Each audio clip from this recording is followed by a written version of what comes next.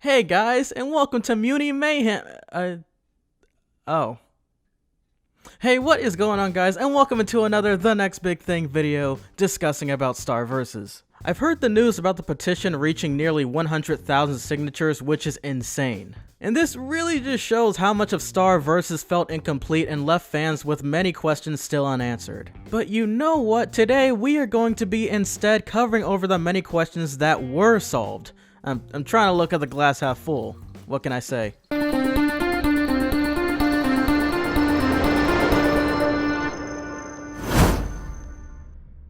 Number 1. Rhinos Riddle. From within the Magic Book of Spells, Rhino the Riddle, the daughter of Crescenta the Eager, had a riddle included in her Tapestry's poem. It was a detail told to me via email just right after the release of the series finale promo. 7 came before Rhina, if you subtract the boy.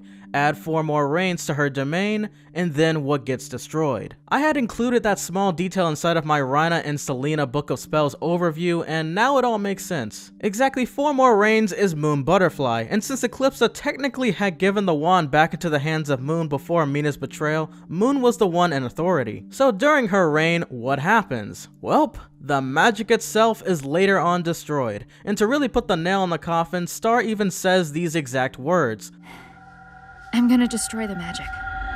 Number 2. The 4 symbols placed onto the doors of the Tapestry Room. Whenever you watch a particular episode enough times, you begin to notice something familiar. And the Into the Wand episode is yet a perfect example of that. When examining the doors, you will notice these 4 symbols: the diamond, heart, spade, and clover. It's also the same pattern shown around the entire lower walls of the Tapestry Room. If you haven't figured it out by now, these are the same cheek mark symbols given onto Moon, Star, Eclipsa, and Meteora, the main ones responsible for putting an end to the magic in the end. Wow, it's almost as if it was all destiny. Number 3. Miss Highnesses' full backstory. Miss Highnesses, officially confirmed to be mainly known as Meteora, was the head mistress of St. Olga's Reform School for Wayward Princesses. Her first introduction was made within Season 1's very first half-hour special, St. Olga's Reform School for Wayward Princesses.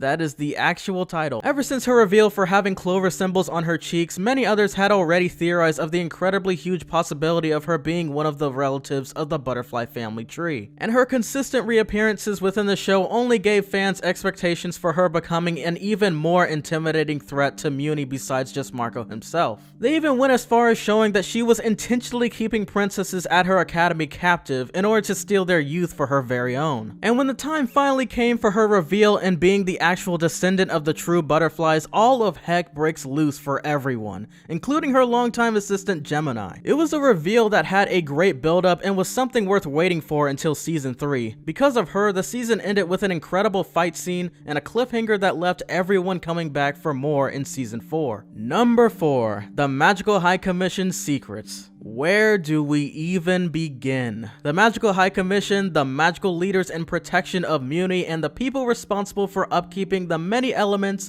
that maintain magic itself and its wondrous abilities. The children of Gloucester and solely most trusted allies of the people. Or at least so we thought until Season 3, where they begin to show their true colors. As it turns out, they purposely switched out baby Meteora with a peasant girl by the name of Festivia the Fun, aka the pie folk relative and disgrace to Muni. But at the same time, I've gotta cut her some slack. She was raised by the MHC with constant lies, never knowing of her true origin, her real parents, or historical background behind Eclipsa being exiled from the kingdom. And if it wasn't for those exact events to transpire, Star probably would never have been born, let alone be able to meet Marco. Plus, the monsters wouldn't have had the property that rightfully belonged to them back. It's all too bad that Festivia did die thinking that she was the true heir to the throne. Wow. It's like being adopted and never told that your parents aren't your parents all your life. Also, it's funny how the Magical High Commission's attempts at suppressing the past only made the chances of the destruction of magic and monster relations even greater. Despite them even being desperate enough as to team up with Mina of all people, they got what they deserved in the end. But at least one team member managed to have her eyes opened, while another one sadly closed, remembered for his memorable sacrifice. You will forever be in our hearts, Lekmit. Bah.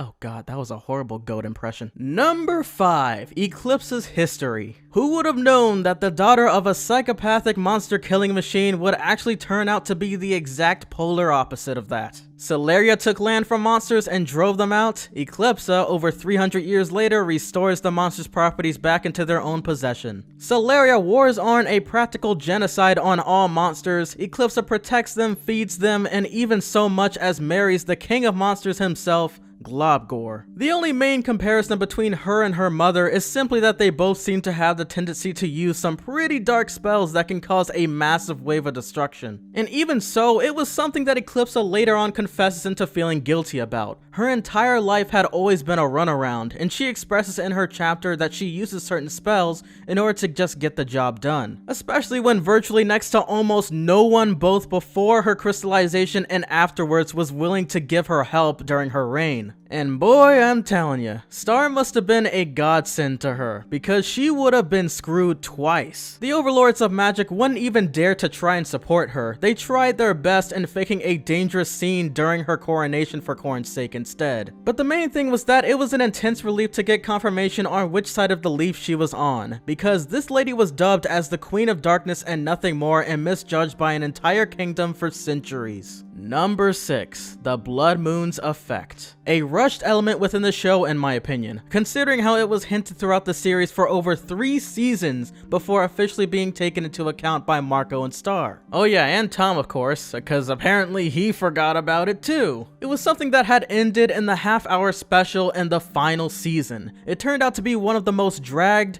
disappointing, and just outlandish episodes of Star Versus. Sure, it was a curse that consisted of Star and Marco being closer in a more awkward manner than normal and was basically a major hint proving that they were meant to be for each other, as said by one of the party speakers. But still, it could have been something so much more captivating than that. It was a reveal that everyone was already expecting, and only further proved just how much Star Versus was rushed during that season. And you know what, I still have gut feelings as if there was a connection between Marco being the actual butterfly, or at least connect to some sort of spell with Selena, but was pushed back for the sake of season 4 ending it all. I mean, what about his cheek marks that were coincidentally of moons? What was the explanation other than him being exposed to magic for a certain period of time? Is it magic? It's magic! Yep, just say the word magic. That explains everything. You son of a... So coming up on the list is number 7, the Origin of Moomins. It was clearly a concept that was just merely thrown in there at the last second, but still was a great reveal. As Marco explains, very shortly, the Wall of Prophecy clearly depicts the humans as travelers from another world known as Earth. Though it was a tad bit obvious, it was awesome to get confirmation. Plus, people like me were so busy trying to figure out whether or not Marco was a Moomin, we never even festered up into believing whether or not all of the Moomins were humans. And what made this discovery so enlightening for us, the audience, was how the well to other worlds was hidden underneath a taco shack. Who the heck would have guessed that? My only thing is, why a taco restaurant? The government was too busy enough to contain the magic for themselves? Or perhaps they even forgot about it after attempting to examine it. But what do I know? Who the freak is gonna check underneath a taco restaurant? Number 8, the History of Mina Loveberry. An idol of Star Butterfly herself since season 2, the loony soldier of Muni that was destined to be a future occurrence for the show after the episode Starstruck. However, I definitely didn't see her as a series finale villain, but still, she was a great villain. There was even a slight reference to how she tragically conquers her enemies within the episode that I just recently found out about. Mina, I can't take over the Earth. Aw, of course you can. You're a warrior now. Now let's start by rounding up the rest of these folks and pushing them off this here ledge. All right, new plan. We find Globgor, then we push these freaks off the cliff. Don't worry, my babies. Everything will be okay. Yeah, I have no idea as to why exactly she constantly has this itch to push people off of cliffs. I mean, I guess it must have been one of her sick ways of getting rid of monsters while under Celeria's rule. But Celeria was specifically known for slaying her enemies, so anything's possible. Maybe it was strictly Mina who went this far. Anyways, her reveal came off as pretty unique, and her being a result of an experiment that not only corrupted the minds of all of the Celerian warriors, but perished them to death as well was intriguing. Just finding out that she ended up being the only sole survivor of all the warriors and possessed extremely buff advances made sense. But dang, even though it crapped up her mind, she managed to pull off a life expectancy of about as well over 350 years due to Celeria's spell. Which, if you want to be technical, makes her even older than Eclipsa and Globgor, and saying that out loud makes you think, when Celeria wrote, "May she live as long as fate allows," did she really mean this long? The ninth and final answered element within the series was Gloucester Extrude's side. I purely understand the laws of Gloucester. He is a literal metaphor for glossary of the Book of Spells and the teacher for the student that possesses it. Plus, there is a moment within an episode where he confirms this analogy by stating that he doesn't have a side, when in reality, he did. All the way going back since the death of Moon's mother comic, Gloucester knew exactly what he was doing. I've said it multiple times before, but I'm gonna say it again for the sake of the video. He intentionally flipped the Book of Spells pages to Eclipse's chapters so that Moon could later on speak to Eclipsa and make a deal with her. He even admitted in season 2 that he doesn't have feelings and subtly hints that he can predict the future. And if it wasn't for that exact moment, none of these other future events would not have transpired. Moon probably would never have gotten with River, Eclipsa wouldn't have been freed, Toffee wouldn't have warned Star of the dangers of magic, and as a matter of fact, Star also probably would have never fully dipped down. Boom. Nail in the coffin indeed. Once again, Gloucester never explicitly favored a side, but yet as the old adage would always say, actions speak louder than words. Thank you all for participating into today's Star vs special. Please give this video a thick like, subscribe if you for some weird reason haven't, and there will be more specials coming up soon. This has been The Next Big Thing, and I will catch you all in the next one. Peace!